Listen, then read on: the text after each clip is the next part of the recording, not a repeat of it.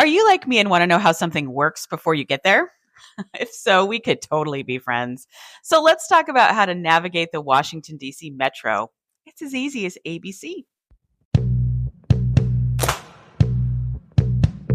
Hey there, this is Ashley, your host for the Ready, Set, Depart podcast. Do you want to make some memories and travel with your family? It's not as hard as you think. Let's go.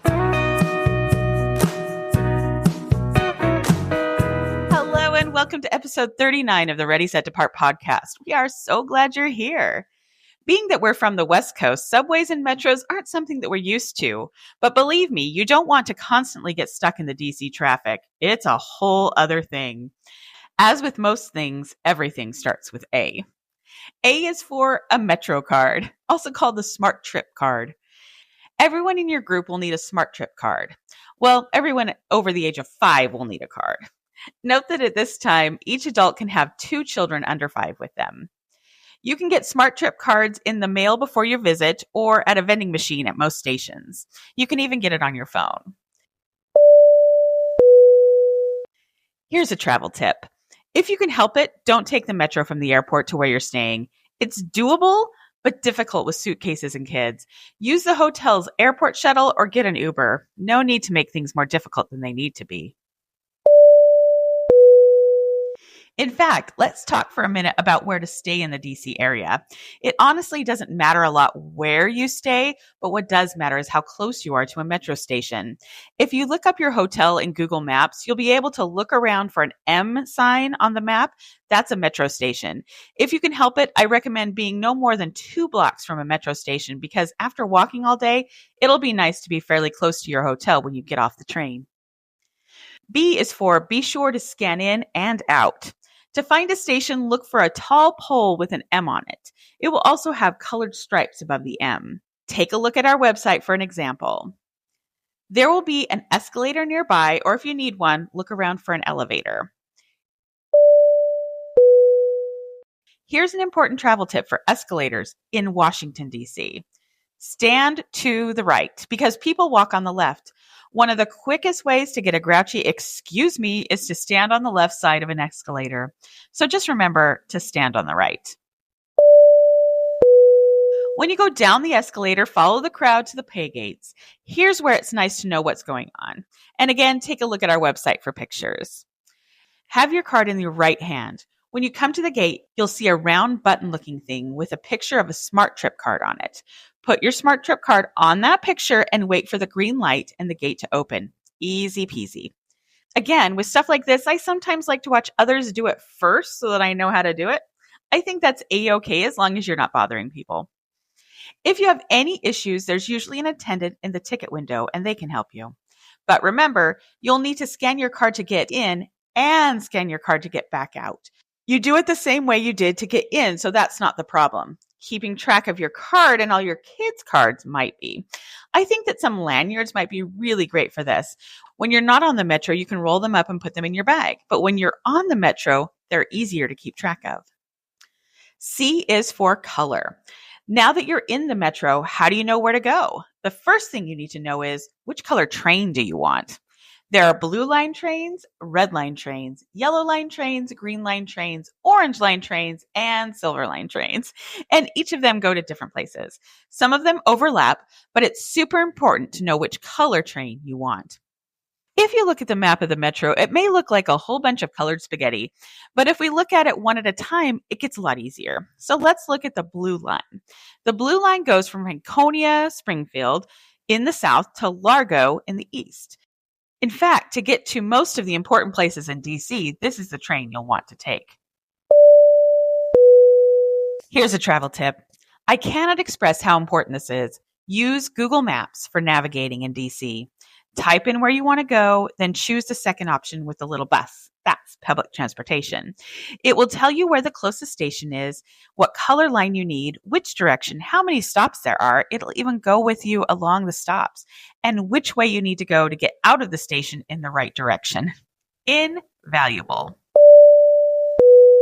But this discussion can't continue without D is for destination. Not only do you need to know which color train you want to take, you also need to know which way that train is going. They do this by using the destination. Let me explain. Each train doesn't go in a straight line, so you can't say, I want to go north. So instead, you go towards the final stop on that train. Let's say that I'm in Arlington, Virginia at the Crystal City train station, which is a great place to stay. And I want to go to the Smithsonian National Museum of Natural History, which is one of the best museums we've been to. Watch for the signs in the station that will tell you where to catch each color train. Google will tell you to take the Blue Line train towards Largo because that's the direction you need to go. You'd get off at the Smithsonian station and follow the signs to the National Mall. E is for everything else. I couldn't fit these things into the regular alphabet, so here's everything else. You can also use the SmarTrip card or Metro card on the buses in the area. You only need to scan it on the way in, not on the way out. The buses are great in DC and can get you places the Metro doesn't. I know I said this before, but Google Maps is your best friend with the DC Metro. We've also used it in England and Japan, and while I can figure out the subway wherever we are without it, it makes it so much easier. You can even add the time you want to get there, and it'll tell you when to leave your house. When you're looking at the map of the DC Metro, you'll see small dots with names and large dots with names. The small dots are stops on that line. The large dots are also stops on that line, but they are also places where you can change to another train line. Again, Google will be your friend with this and tell you exactly where you need to go to get the right train. When transferring trains, you don't have to scan again. F is for our favorites. I thought it would be fun to talk about some of our family's favorite places around DC and the closest train station.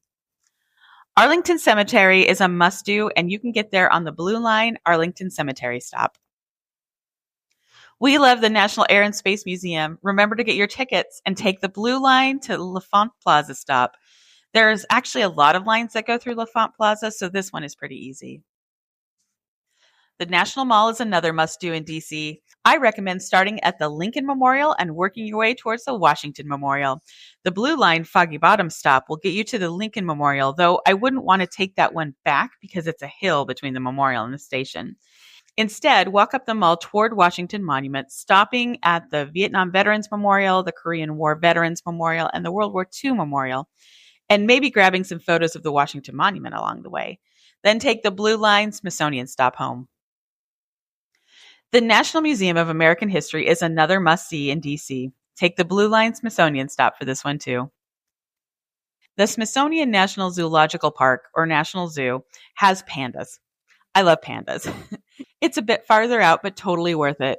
Google might disagree with me on this, but I think the best way to get there is the Blue Line, Farragut West, or Red Line, Farragut East stop, then onto the D70 bus to the zoo entrance. If you take the Red Line train the whole way, you'll have to walk a ways to the entrance. And remember, your card will work on that bus too.